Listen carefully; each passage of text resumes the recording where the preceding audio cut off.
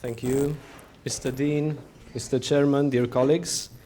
The presentation that I'm going to deliver today is about the Romanian-Hungarian strategic partnership, and the period of time that I have opted for is the one comprised between 2002 and 2016. To get right down to the objective of this paper, it is basically to evaluate to what extent this comprehensive partnership has been effective over the last 15 years, and to what extent it has actually yielded successful projects, whether there has been common absorption of structural funds, and whether there have been initiatives that were attained through common endeavors. The background of this paper, and also one of the challenges that one confronts with when analyzing such a subject, is first of all the fact that diplomatic relations can be quite sinuous, and they can vary a lot depending on the government, and especially it is probably not the best time to pick up speech analysis during election times or other government-related materials as well.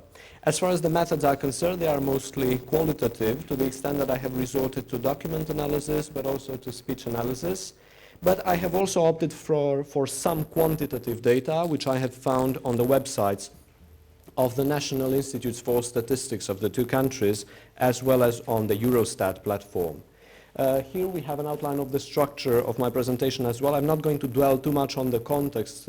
I'm mostly going to speak about the projects and some resolutions of the common government meetings, which are just one of the projects that are worthy of being taken into account. As far as the context is concerned, I have basically analyzed two documents that have emanated from the two governments. First of all, you have the Treaty on Cooperation and Good Neighborhood, which has been effective since 1996, and then a more recent declaration on the strategic partnership between Romania and Hungary, which has been active since 2002.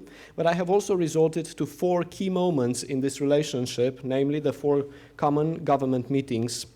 The first one from 2005 and the last one from 2008, and I genuinely mean the last one, at least to date, because there have been no more common government meetings in the light of recent tensions between the two actors. There are many arguments for dealing with this topic in a comprehensive manner. There is a social argument, which is very well known. There is a historical argument that I'm not going to dwell on. But there is also a very important economic argument, to the extent that nowadays almost 13,000 companies are registered in Romania, and they have some degree of participation of Hungarian capital. It's also important the fact that Hungary has become the third trading partner of Romania, to the extent that almost 8 billion euros are involved in trade. And from a cultural point of view, there are also the cultural institutes in both capitals, as well as a cultural institute in Sfântu Gheorghe and another one in Szeged. So there are plenty of other arguments which make the relations very, very important, far beyond the historical side that we're all too familiar with.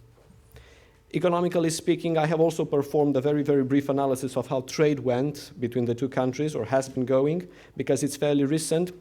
We can see two very important trends here. First of all, we see that the amount of trade conducted between the two is increasing, with the exception of the years of the economic downturn, but that's explicable.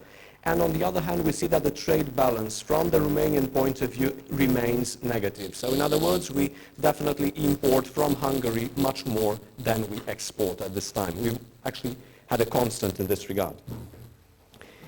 As far as the analysis of the cooperation treaty is concerned, the one from 1996, I can say that for research purposes it's quite a disappointing document, to the extent that it is basically a statement of intent, nothing more. It contains the same general provisions that governments in the area have been using for a long time now.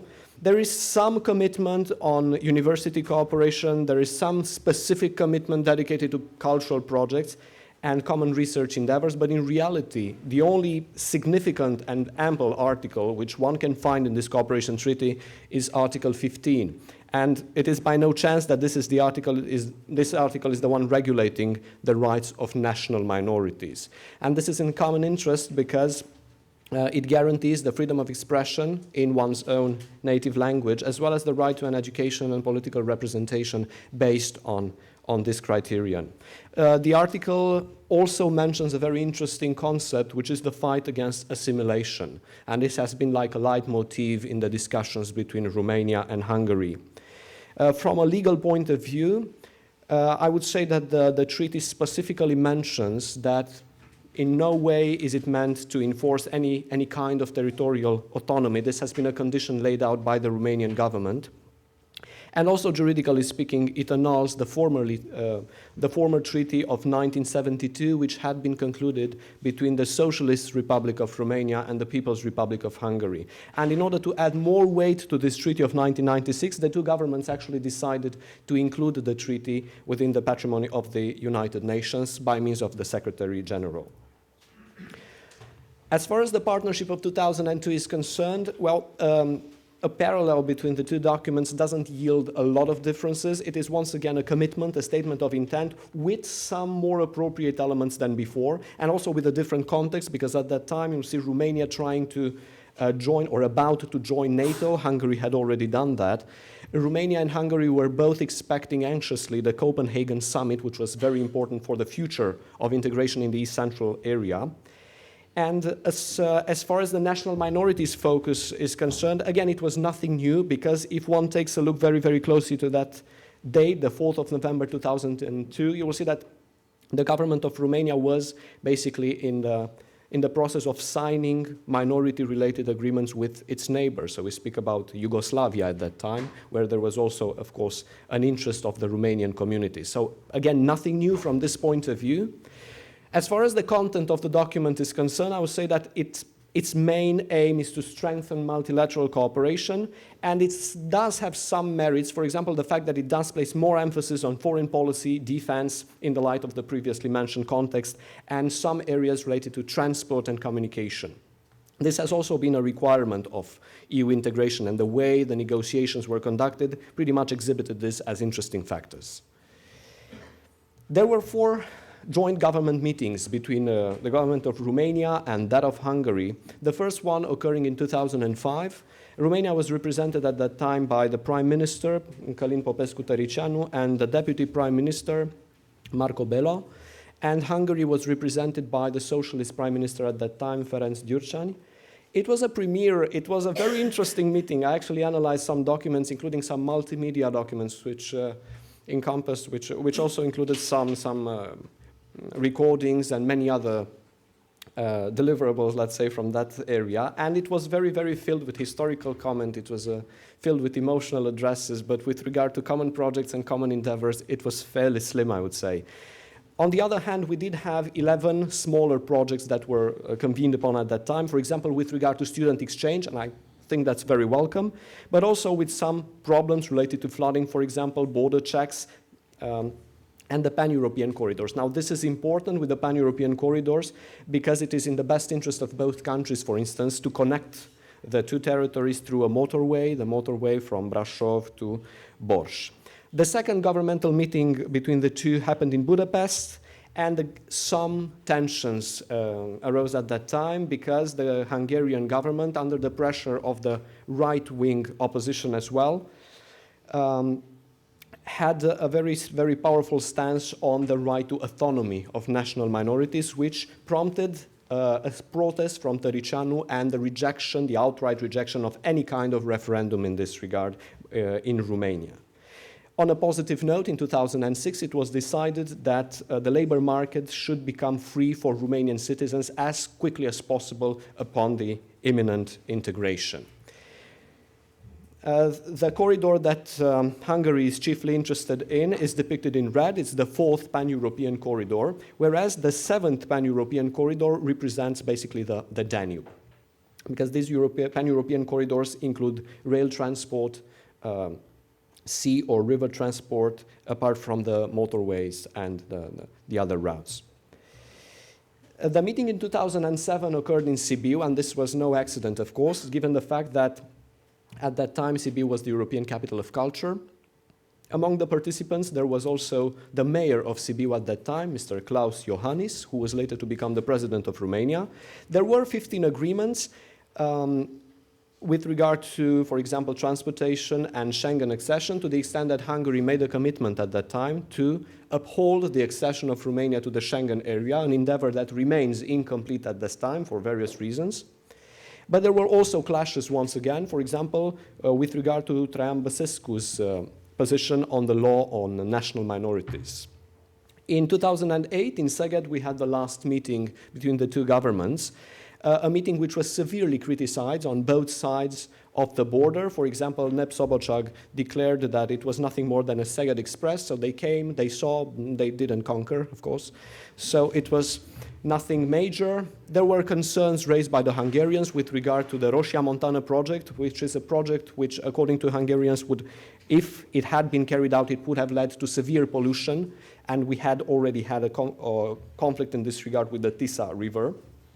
So there were a lot of failures. There was severe criticism as to the fact that there was still no common history book. There was still no improvement with regard to the old railroad system. So the connections, the infrastructure, tying the two countries was very, very slim.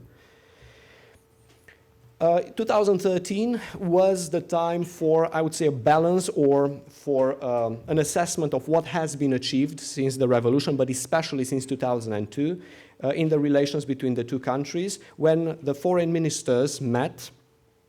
And I would not necessarily dwell on the positive and negative dichotomy, but I would say that there were some achievements. For example, the fact that there have been some committees established between Romania and Hungary, which are active in such important areas as trade or cultural aspects. There is even a talk about opening a chamber of commerce in Budapest, much like the one that already exists in my hometown, in Cluj, between the two countries.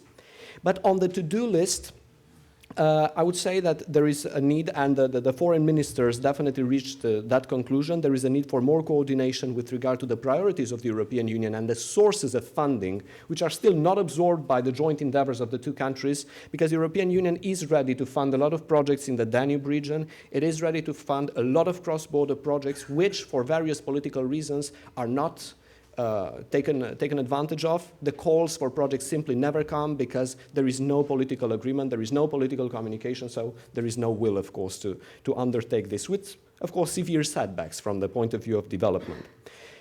In 2013, amid some tensions between the two governments, Romania actually presented the Hungarian foreign minister with a written statement on the right to use national symbols in Romania. I will say no more. It's indicative of the context between the two countries at that time.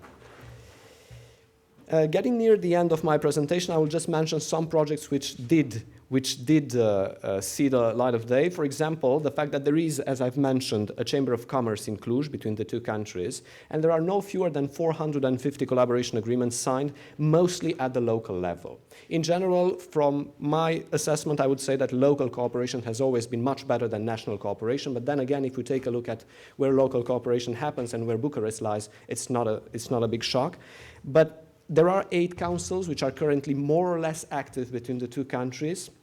The one on the study of history, for example, the one on business and tourism.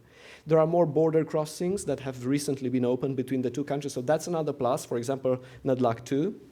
There is a gas pipeline which is currently being worked on, the Arad-Szeged gas pipeline, and there is another project which or whose framework is familiar to us from the previous presentation, the idea of there being a Euro region. Romania is part of these 3 Euro regions, but I would just dwell for a second on the Biharia Euro region, which is on the which includes the counties, you have Bihor and Hajdú-Bihar, and where the chef-lieu, the major city, is Oradea in Romania, and on the Hungarian side we have Debrecen. In recent times, and this is something that I'm not necessarily going to dwell on, we have had a setback in bilateral relations with various very, very uninspired comments on both sides of the story. I will simply emphasize the fact that the Romanian government has been very, very quick to respond to Hungary's proposal of erecting a fence at the border with Romania in response to the migrants crisis, and there has been some very strong language used at the level of governments. For example, on the Romanian side, Victor Ponta and Péter Szijjártó on the Hungarian side, the foreign minister. Viktor Orbán did very little, I would say, to appease the situation in using some social media to stir the waters, but I'm not casting blame. And the Hungarian ambassador was actually summoned in August 2015 in order to have an official protest by the Romanian government. And the two documents that I have analyzed as part of this paper, the agreement of 1996 and the Accord of 2002, were the ones specifically invoked as arguments as to why Orbán Viktor allegedly broke the normalcy in international relations. I will just quote something just to add on a positive note. The Hungarian foreign minister said very recently in Bucharest, and I quote, "The strategic partnership has been somewhat affected, but I would like to express my gratitude to Prime Minister Cioloș and Foreign Minister Comănescu, as this atmosphere has completely changed since the current Romanian government took office." Right. I will say in guise of conclusion, because this is still a work in progress, the relations between the two countries have been marred by recent political turmoil, but apparently they are normalizing. From an economic point of view, we would say that it's in our best interest to cooperate. From the social point of view, from the historical point of view, there are the historical files which have turned out to be quite complicated in recent times as well. There is also a very good focus on local cooperation, which has basically never ceased, albeit the two governments were in conflict on repeated occasions. And indeed, there is a need for both governments to, first of all, I think, comprehend the extent to which the European Union places emphasis on such priorities which can be tackled in common by Romania and by Hungary, for example, funding for the Danube region, but also in the common interest of the Eastern Partnership. And, of course, joint government meetings, which is in no way a single practice of Romania, because we do it with other neighbors as well. I think they should probably resume, at least for the purpose of seeing how one can tackle this line of projects and this funding which is available. Thank you very much.